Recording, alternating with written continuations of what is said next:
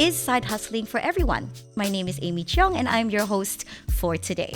So I think it's safe to say that that you guys started small business, baby steps. And then you transitioned whatever it is you guys were doing into, I would say, successful businesses. So what sort of challenges might you have faced in that transition from being a small business to being the success that you are today? We want to know what those challenges are. So for me now I own my own cafe kan. The challenge here for me adalah macam to cari the pekerja. To cari the pekerja because now macam kalau I buka the open untuk vacancy dan sebagainya, 2 days later ia hilang. A lot of excuses dan sebagainya. So itu one of my challenges lah. So that's why macam kalau you kan mau buat this benda, you mesti kuat your mentality itu very strong. Mesti you macam tahu how to face the problem juga macam kalau maksudnya contohnya macam you pekerja atau macam ia dah datang. So you jangan putus asa. So you cari lagi. So you need to be strong lah. For me, that's one of the benda yang I face now lah. How about you, Fiza? Right, I thought it was Christine. Yeah. So the challenges from all this time, I started way years back to create a video, and I didn't expect it to be blown up or anything. I think like my mentality used to be not really strong when it comes to negative comments, especially on like what I did and everything. People keep saying banyak. And maybe like it's not so familiar to Bruneians that how I did it is too fast. Probably like it's too punning and everything. And then for me, I taken it back because like I might need to improve on because my audience is Bruneian, and then. I wasn't but at the same time like I'm like okay I'm taking that from the negative comment like probably you can't control it, so I think you need to have a great mentality. Strong mentality. Yes. Very thick skin. Delete and block. Yes. Delete and block. Habis. I probably don't take things personally. I find that's also like a note to myself because I tend to think why do they say this kind of thing? But we're only humans, so things like these will inevitably affect us. Correct. Maybe for me, I would say the challenge would be actually to get the clients, because people have told me that I'm expensive. To hire me is expensive, and I acknowledge that maybe it is quite expensive, but everything's handmade, you know. Like it's gonna take me a long time to do what you're asking me to do, but it's also like nowadays I'm more comfortable saying like if they come to me and ask me to do something and they are okay with the quote that I'm giving them, then they are my true audience. Not everyone have the same spending capability. So even if say they really like your work but they can't afford you, that's fine. Don't take it personally. Yeah. I like that you've opened that door actually, and now I'm going to pass it on to the two of you with regards to pricing. So this is a pretty big topic. Pricing, yeah. And can sometimes be sensitive. Obviously, don't share what your pricing is, but when it comes to negotiating with clients, and I call it a negotiation, how do you justify your pricing? Like Christine justified it with, I give quality products, etc., etc. How about with yourselves? Alright, pricing dari segi myself, kononnya macam I need to ask my client, ia mau video, ia mau gambar saja ataupun ia mau I share with the from IG to TikTok and Facebook, different price. So for me macam pricing itu apa yang I bagi pricing myself now with the end product nanti berbaloi dengan apa yang mereka terima. So I think selain the pricing itu, quality of your product itu very important juga for me. So macam indah kan you kena bayar sekian price tapi the quality macam cincai saja, so for me these two parties, dua pihak ini mesti memahami each other, macam you try to convince each other macam okay, this is my price, I'll give you this one, the product like this, blah blah blah, and then the engagement to your social media macam ni. So you need to, your client need to tahu macam, why should I give you this amount? So you mesti ready with your explanation. Yeah. But for you, Fiza, when it comes to, the price that you value your services at. So I used to be like just a photographer doing, and then like people keep asking like, how much do you do? So I gave the photography like, because I did not know like people see me as someone who can do advert. Like, oh, okay. So that's where I stayed up like a very low price. I started with low price, knowing that, okay, this is what I do to the company, and then I gain some portfolio. In that case, I just increase it a bit due to like the working line, like from logistic, you need to pay that, the fuel, the time, the salary for myself, salary for the crew, the editing, and then the experiences that you guys have to like gain to pay. It's because of the experiences that we have, right? We didn't gain it like in one night. Correct. We gained it so many years. Yeah, it takes a lot of practice to get to where we all are. Yeah, it's true. Yeah. So I think like the prices in my case, for those who agree on it, then that client actually really appreciate on how I did it. I think sometimes what might be overlooked is the experience that you bring into whatever project that you're doing as well. That sometimes is not counted in your price. Sometimes. You've been working at this for so long, so you're also paying for my experience. Sometimes when we have clients like a really big company, and then when they approach us for a very low price, but at the same time like, oh no, this is a big company. Probably we use it for a good portfolio, good name, or we just take it for the price. So it's a really big dilemma within yourself. For me macam mana juga tadi yang macam big company apa tu macam for me I try to negotiate them. Kalau ia bagi ada this price, okay. And then I bagi you untuk maybe for IG story saja, macam this amount ia bagi this price, okay, then I can give you the posting around my IG dan sebagainya. So mesti ada win-win situation from this our client and ourselves juga. Yeah, because like if big companies approach us, it's like so exciting, you know. That's true. We don't want that opportunity to slip away as well. So what do we do? Do we take it? Do we negotiate? But I like that you mentioned negotiating. Yeah, mesti negotiate each other. Yeah. Also, I would add on to that is to trust your gut, because sometimes there are red flags already, like inside ringing in your head, and like sometimes that I'm not saying all, but I think you should trust it, because there were a number of times where clients, when they tell you what they want, and then you sort of don't feel so comfortable with it, like there's something wrong. You feel like there's something wrong. Yes. But you're still like, but I haven't made any money recently. Maybe I should just take it. Ooh, yes. That's where like, what did I just do? Because then you should always trust it, because it's there for a reason. Like, just like instinctually. Yeah, you know, like you will know, even though at that moment you don't know what was wrong, but just trust it. When you have that feeling, that nagging feeling, even if like everything else is falling around you, don't do it. Don't do it. She got a really good instinct, remember? Okay, so another serious topic we're going to talk about. Finance. Yes. Okay. But we're looking at you, Christina. No. We're looking at all of you with finance. So when someone wants to start, a side hustle, what sort of considerations should they have? Stepping into something that's new, stepping into something that obviously is going to need a little bit of money. What should they do? Should they start small? Should they go all in, take a loan out?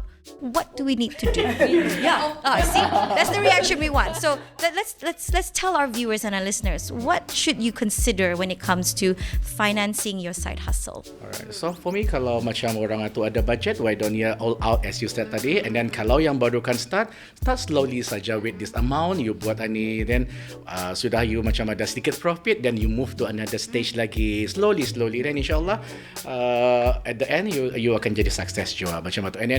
And also selain itu the financial itu very important. And then secondly, you mesti bertanya juga to people surrounds you. You mesti tanya macam, macam mana ni Jaha? Is it okay kah, indah kah? Selain financial, bertanya tu jangan malu bertanya. So kalau you malu bertanya macam sampai bila you can also buang your sifat ego.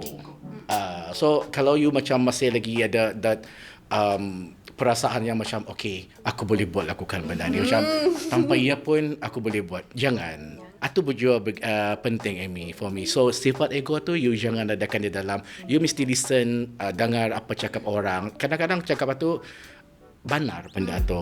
So orang akan bercakap kalau benda tu tidak benar. Something macam tu. So dari segi financial tu, kalau you ada budget sikit, why not you all out? Kalau maksudnya all out tu dari segi macam you sediakan the product, you buat the marketing dan sebagainya, go ahead. But calculated all out, yeah. Not splurge all. Not semua sekali macam you have like say 10k, jangan the 10k tu you invest semua sekali benda tu. You mesti fikir macam okay, I need to save certain amount untuk this and that. Okay, now moving on to Christine. Let's talk finances. What financial considerations should those trying to dive into side hustling consider? I'm a big fan of using what you have. Utilizing every square inch of your room, utilizing every product that you already have, and not going out and have to buy extra. Because most of the time it's like, just an example, I've been wanting to get a light pad. So it's like a box thing that has light. Then when you put a piece of paper through with drawings on it and another piece of paper on it, you can see through it. So when you do calligraphy, it's easy when you draft and then when you do envelope addressing. So you don't have to do it twice. So I've been wanting to get one, but it's quite expensive. So I've been holding off. So what I did instead is I have a flat, like a foldable lamp thing and a piece of glass. You put the lamp under and the glass on top, it's a light box. So it's these kind of things, like you don't necessarily always have to go and buy something. Buy the best or buy the newest. Yeah, if you don't have the means for it. You know, like spend within your means. Don't like, how do I put it? Like when you start a business, yes, of course you want it to be successful. Yes, of course you want the best things, right? But if you don't have the resources for it, then what you gonna do? Are you gonna put yourself in debt to start something that you can't foresee where it's gonna go? So you have to be thrifty in the beginning. Yeah, and a little bit more realistic lah. Like, cause always, you know, we're like, yeah, definitely can. But realistically, with your finances, can you? Right? Okay. I do have another example. Like, while I'm saying this, it's like, I'm thinking of the thing that I did, which doesn't match up to my advice, you know? So, it's like, lesson learned. I like that you're matching it to real life stories, real life situation. Yeah, it's like lesson learned, because with letterpress printing, it's old machines, antiques. They don't make them anymore. So when you buy them, it's either you're lucky you can find it locally or you have to get it elsewhere, right? So when I found one in Singapore, I just did it. Could you afford it? Not really. You know, like in my head, like I really justified it, you know, because I wanted it. Like, where else am I going to find something so close? You know, kind of thing. But then it's like they tell you the price of the machine and you're like, yeah, okay, I can afford it. And then that was it. Like, you tell the person, yeah, I'll take it. But I didn't take into account shipping. No. You know, it's a big machine and it's made of cast iron. So it's going to be heavy. It's going to be expensive to ship. So at the end of it, the total cost to get that in, right over my head, you know, this kind of thing. But what I did was take some money from the business and then take some money from personal to pad it, because, you know, this girl didn't think about it and just bite the gun, you know, and bought it anyway, like too excited. But do you find that when you sort of dip into your personal financing to finance your side hustle into your other account, do you feel the need to put the money back into your personal account, so run it like a business to B2B? Yes.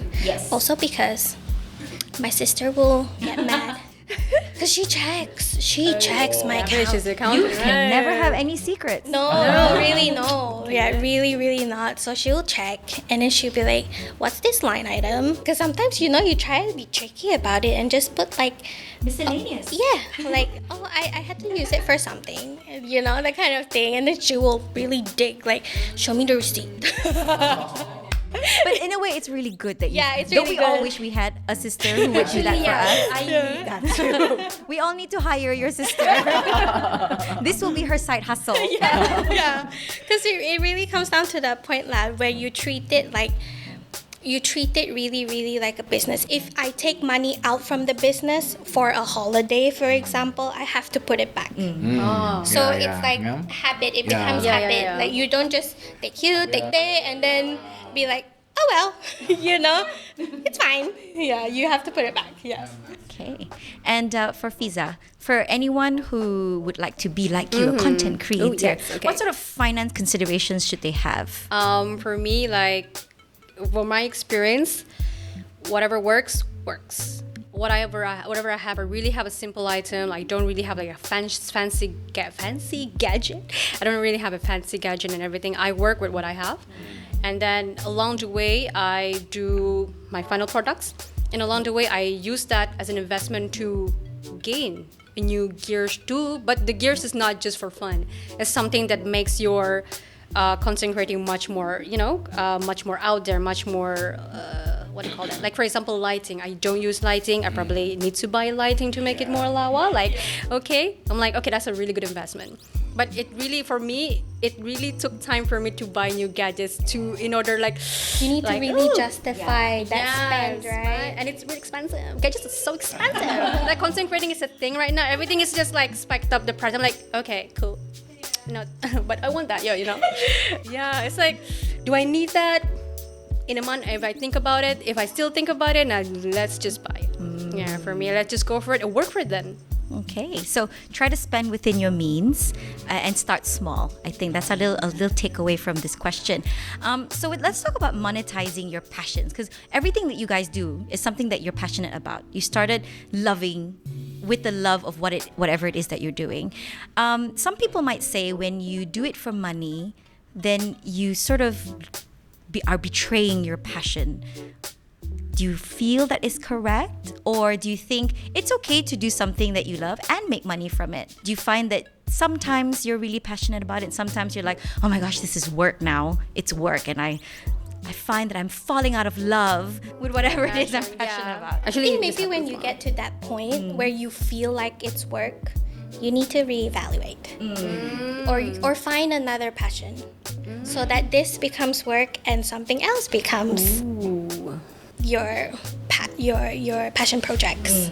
How about yourself, Fiza? Do you still, passionate and in love with whatever it is you're doing? Has there come a point where this is just work? I think like when it comes to passion, it's a bit of passion, it's a bit of work as well. I think for me, like, when you love that thing so much, you forgot about the work. When you work about that thing so much, you forgot about passion. So you balance it out. So you hate love it.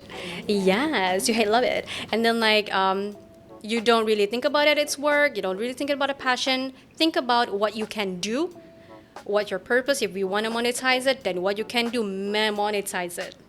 So if you really love that passion, if you don't want to, sometimes passion people doesn't want to make it money out of it, right? They just want to do it passionately. They love it. Their hobby. But that's if their day job pays a lot. Yeah lah, kan. But Let's be real. Many zeros in their day job. It's okay. But sometimes like I've been around like people who has a really great talent to do something, but they don't really monetize it, even though the person doesn't have like a full-time job. Like, why don't you monetize it? Like, I don't really feel like to monetize it. I mean, okay, it means that you do you.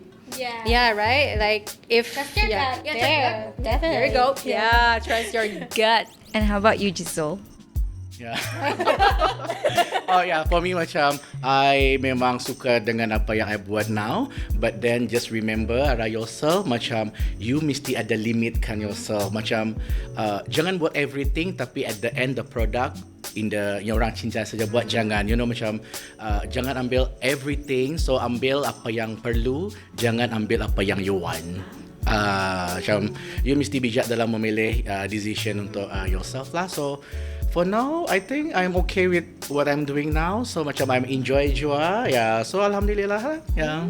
Okay. So the next question is for the two with the full-time corporate jobs, government job as well. Will there come a point where your side hustle will take over and you will no longer be in your corporate job? Is that the aim, or are you happy with, doing both? For now, for me, I'm happy doing this both benda lah. Ada few years back macam I thought macam berhenti kuih ngalih kuih. Macam buang satu lah, I don't want lah. Tapi at the end macam siapa bagi aku gaji at the end of this month lah. Macam macam for me, selagi I mampu untuk buat, selagi itu I akan buat. And then macam kalau your current job tu macam for me, buat apa yang perlu, and then this side hustle ni buat macam okay, this side hustle, this project untuk I belayar nanti. You plan your daily and your monthly, yearly. I'm sure you guys pun ada macam okay, bulan 6 aku mau kemari. So macam end of year aku mau kemari. So maksudnya macam you ambil from this the income from your day job ni, and then some from your so you need to know how to plan your financial atau so I think I'm still okay doing this dua-dua lah.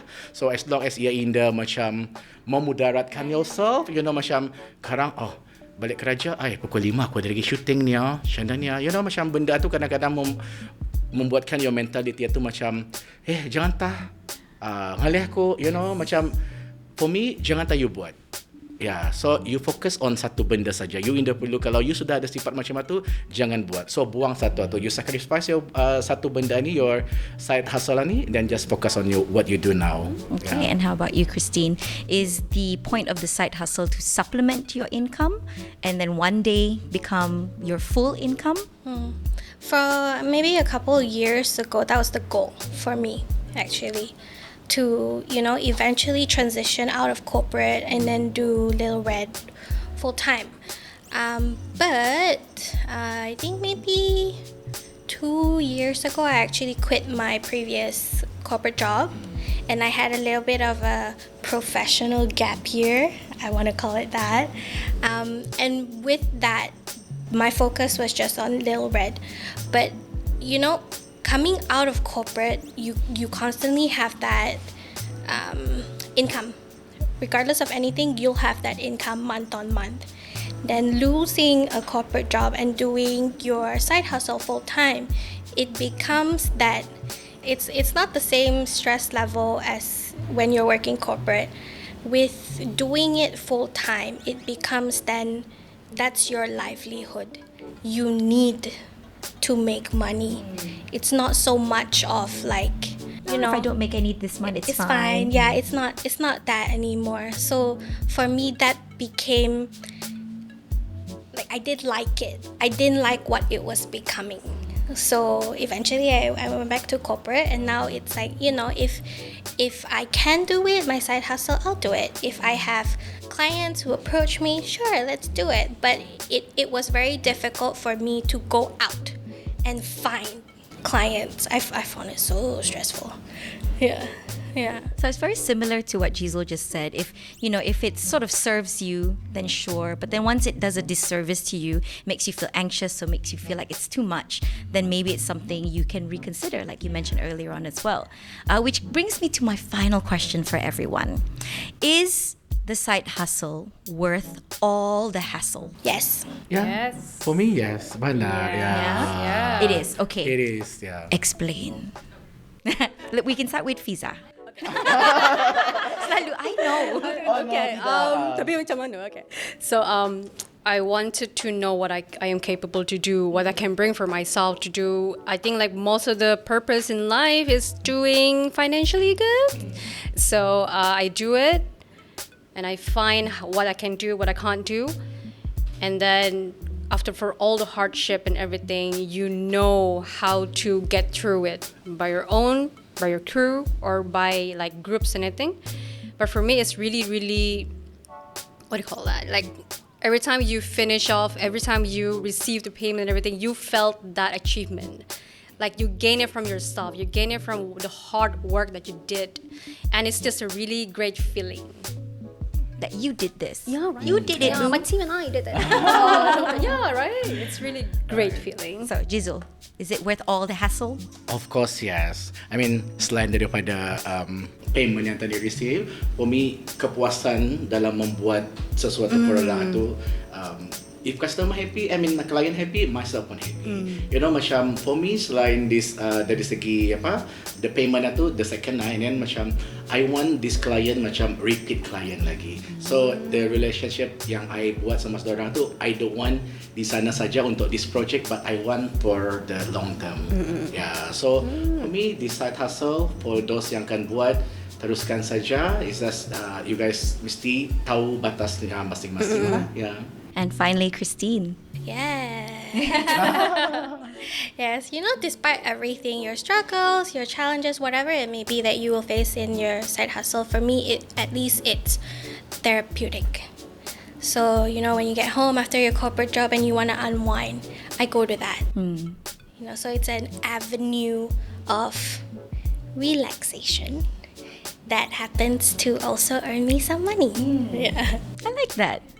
That's a good note to end on.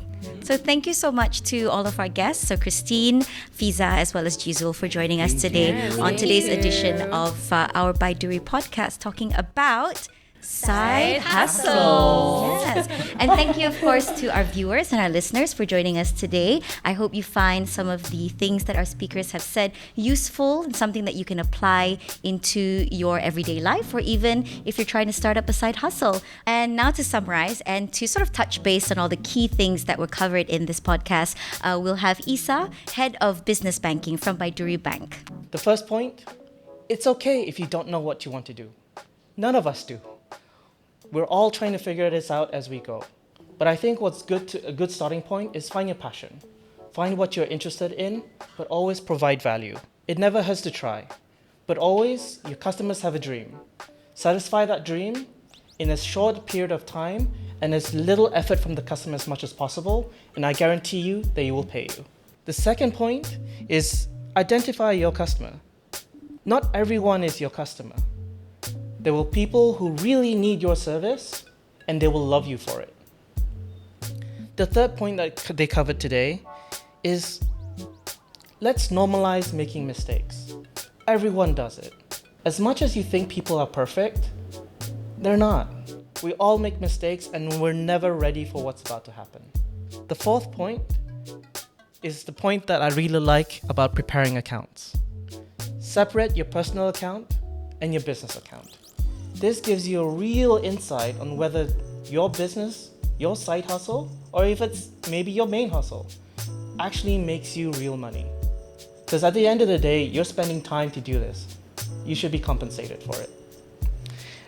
And the fifth point, even if you think this is your side hustle, it is really a business. So don't downplay yourself. It's really important that you take this seriously. It's very important that you take this seriously. Think about it like a business. It's not just a fun thing that happens after work. This can be your livelihood. And at some point, you'll need to make a decision. Is this something that I do after work? Or does this become your main hustle? This is a real decision you'll need to make. Those are the 5 things that I found really important from today's podcast. If there are other things that you found interesting, or you enjoyed, or really resonated with you, write it in the comments. I look forward to reading them.